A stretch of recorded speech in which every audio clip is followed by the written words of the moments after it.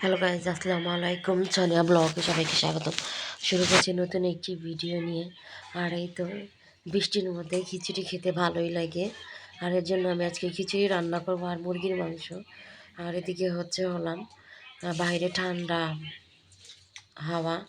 আর এদিকে বৃষ্টি নামলেই তো এমনিতেই ঠান্ডা লাগে, এই কারণে ঠান্ডার মধ্যে খিচুড়ি খেতে ভালোই লাগে। আর এদিকে আমি ডালগুলো ভেজে নিয়ে তারপরে যে চাল আর ডাল মিশিয়ে নিয়ে যে ধুয়ে নিচ্ছি। আর দিকে মাংসগুলো ভিজিয়ে নিচ্ছি। আর ওদিকে আদা রসুন ছিলানো হয়েছিল, সেগুলো ব্লেন্ড করে নেব। আর এদিকে ধোয়াও শেষ চালটা।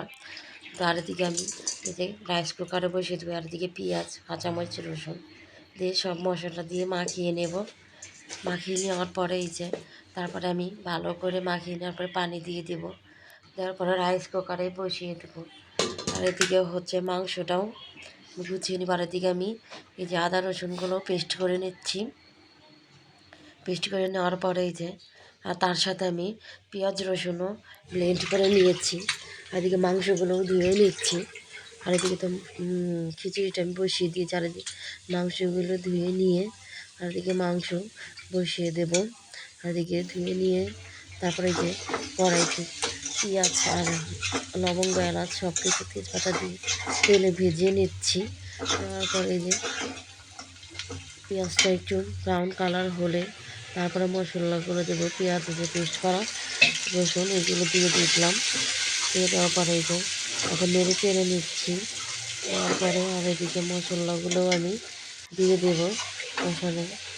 আর কি মশলাটাও কষিয়ে নিচ্ছি। নেওয়ার পরে একটু ভালো করে মশলাটা কষিয়ে নেওয়ার পরে মাংসগুলো দিয়ে দেব।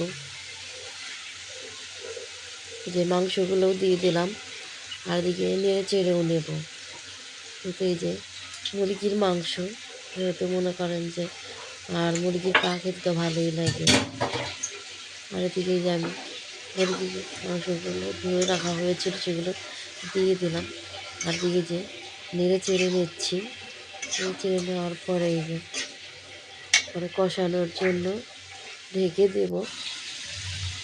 আর এদিকে আমি কয়েকটা আলু দিয়ে দেবো।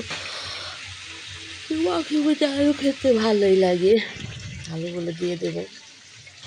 আলু আর মাংস একসাথে কষিয়ে নিচ্ছি। আজকে কষানো হয়ে গিয়েছে। আজকে আমি ঝোল দিয়ে দিচ্ছি। আজকে ঝোলটা দিয়ে দিলাম। দেওয়ার পরে সব কিছু গুছিয়ে নিচ্ছি। আর এদিকে শসা লেবু কেটে নিলাম।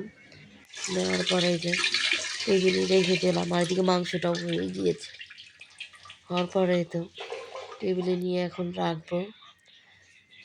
রাখার পরে আর খিচুড়িগুলো আমি বেড়ে নেব। আর এদিকে রাইস কুকারেও খিচুড়িগুলো নেড়ে চেড়ে নিলাম। নেড়ে চেড়ে নিচ্ছি। নেড়ে চেড়ে নেওয়ার পর নিচে হালকা পানি আছে, এর জন্য একটু নেড়ে চেড়ে রাখাবো।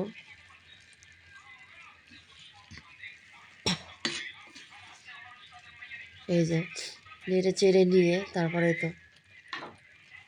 ঢেকে দেব। আর এদিকে ঢেকে দেওয়ার পরে আর এদিকে খিচুড়িটাও হয়ে গিয়েছে। আর এদিকে আমি টেবিলে নিয়ে যাবো। আর এদিকে বেড়ে নিলাম। আর এদিকে আমি একটু ঘি নিয়ে নিচ্ছি। খিচুড়ির উপরে ঘি ফ্লেভারটা ভালোই লাগছে, এতে খেতেও দারুণ লাগে।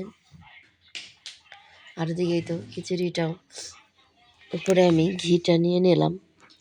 আর এক সাইডে আমি যেহেতু লেবু আর শসা নিয়ে নিলাম। আর ঘি দিয়ে মাখিয়ে খাচ্ছে। আর মাংস এখনও নিইনি, ঘি দিয়েই খাচ্ছে। সবাই সুস্থ থাকবেন, ভালো থাকবেন। আল্লাহ হাফেজ।